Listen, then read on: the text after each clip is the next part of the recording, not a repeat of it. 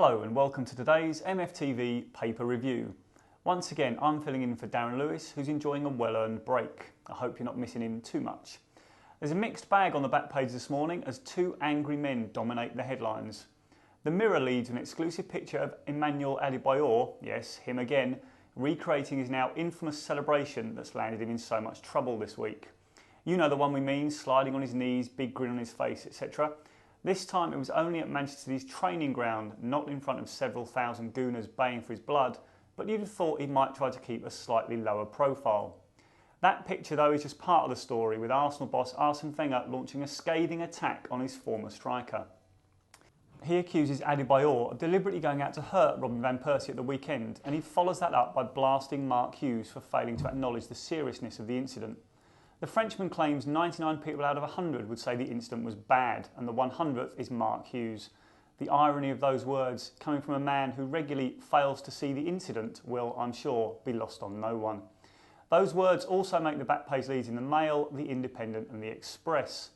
The Sun, the Star and the Times, meanwhile, lead on Wayne Rooney's ranting and raving after he was subbed during last night's Champions League win at Besiktas. They picture the Manchester United star throwing his boot away in a strop, a picture that also makes the back pages of most of the other nationals after he was withdrawn after 63 minutes in Turkey. The Sun ran the picture under the headline "Screw-roo, but Fergie's words suggest all will be forgiven."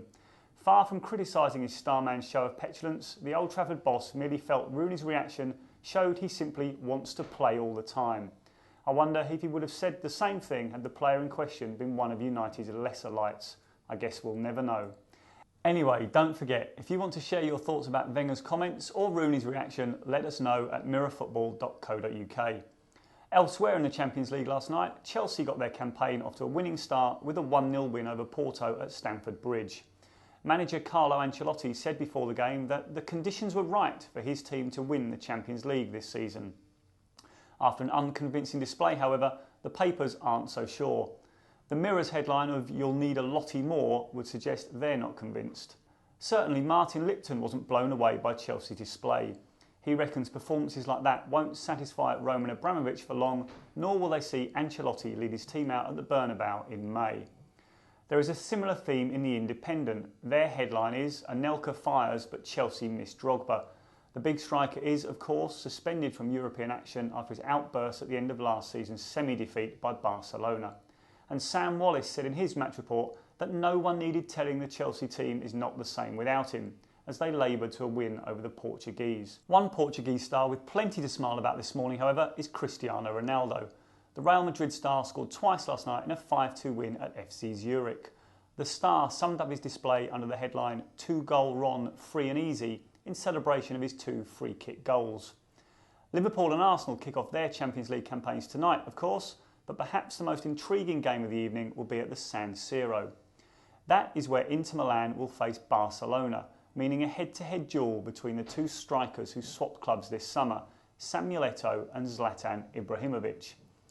The Independent's full-page preview of the match runs under the headline "Jilted Eto'o out to prove Barca's love for Ibrahimovic is misplaced." So it appears the Cameroon striker is intent on making his mark. Remember, you can follow all of tonight's Champions League action live at mirrorfootball.co.uk with our fantastic Match Centre facility. Elsewhere in the papers this morning, The Guardian reports that Hull could be facing an uncertain future after all 4 of the club's related companies failed to file their end-of-year accounts on time. We'll have to wait and see how that one pans out. The Mirror, meanwhile, have an interview with Barcelona's Spanish star Xavi Hernandez, in which he admits England were missed at last season's Euro 2008 tournament and claims they are now among the favourites to win next year's World Cup, which is nice of him. And finally, some of today's top transfer news. The Sun says Newcastle are lining up a loan move for Fulham striker Diamanski Kamara to cover for the injured Shola Amiobi. That same story is also in the Mirror. The Mirror, however, also links Newcastle with moves for Aston Villa's Marlon Harewood and Hull's Caleb Folan. So I think it's a safe bet to assume the Toon are in the market for a new forward.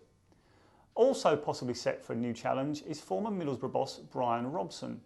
The Mail reports this morning that Olympiacos have inquired about him becoming their new coach. Whether or not that's all Greek to Robbo, remains to be seen.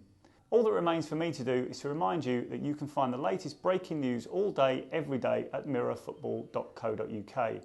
And don't forget to register on the site so you can let us know your opinions on the football news that matters.